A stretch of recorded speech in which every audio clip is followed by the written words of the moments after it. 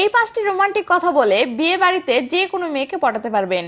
বিয়ে বাড়িতে যে কোনো মেয়েকেই সহজে পটানো সম্ভব যদি আপনি রোমান্টিক কথা বলতে জানেন বা রোমান্টিক স্টাইলে লাইন মারতে জানেন।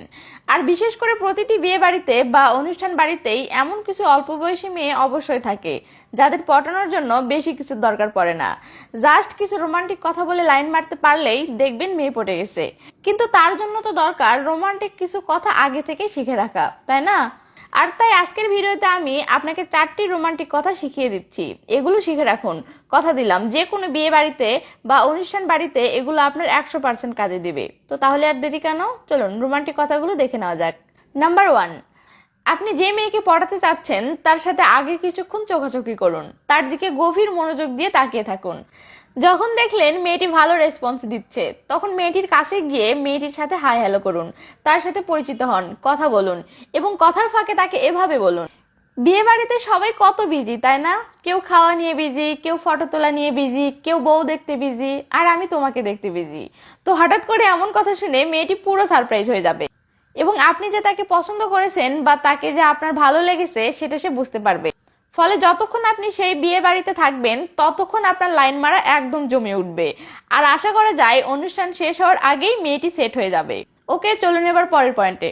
নাম্বার 2, বিয়ে বাড়িতে আপনি যে মেয়ের সাথে লাইন মারতে চাচ্ছেন সে মেয়েটি দেখতে যদি অনেক সুন্দর হয়ে থাকে বা মেয়েটি যদি অনেক সুন্দর করে সেজে গুজে এসে থাকে তাহলে আপনি আগে দেখবেন মেয়েটি হাসি খুশি আছে কিনা বা মেয়েটি ভালো মুডে আছে কিনা। যদি আপনার মনে হয় হ্যাঁ মেয়েটির মুড ভালো আছে, মেয়েটির সাথে লাইন মারলে বা মেয়েটির সাথে মজা করলে মেয়েটি রাগ হবে না, তাহলে আপনি মেয়েটির কাছে গিয়ে মেয়েটিকে মজা করে এভাবে বলবেন, এটা কিন্তু আপনি ঠিক করেননি। তো মেয়েটি অবাক হয়ে বলবে, মানে কি ঠিক করিনি?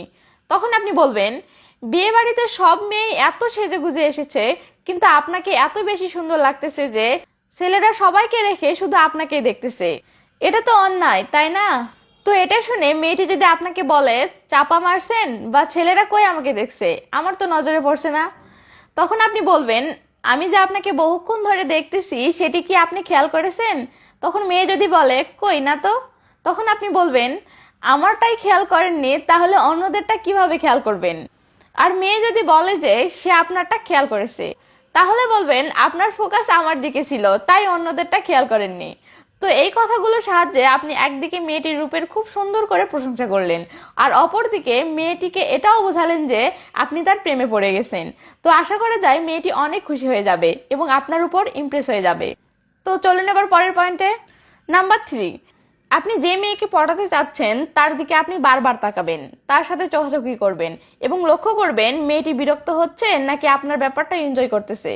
যদি দেখেন মেয়েটি ব্যাপারগুলো এনজয় করতেছে, মেয়েটিও আপনার দিকে তাকাচ্ছে, আপনাকে দেখে মুচকি হাসতেছে, তাহলে এভাবে কিছু সময় চালিয়ে যান। তারপর মেয়েটির কাছে গিয়ে মেয়েটিকে বলতে পারেন, তোমার অনেকগুলো ফটো তুলেছি, বাসায় গিয়ে মন ভরে দেখবো বলে। তো এটা শুনে মেয়েটি অবশ্যই অবাক হয়ে জানতে চাইবে কখন তুললেন। তখন আপনি বলবেন, টেনশন নিন না, ফটোগুলো মোবাইল ক্যামেরায় তুলিনি, ফটোগুলো তুলেছি আমার চোখের ক্যামেরায়, যেন চোখ বন্ধ করলেই দেখতে পারি। তো এমন রোমান্টিক একটা কথা শুনে মেয়েটি তো সেই খুশি হয়ে যাবে।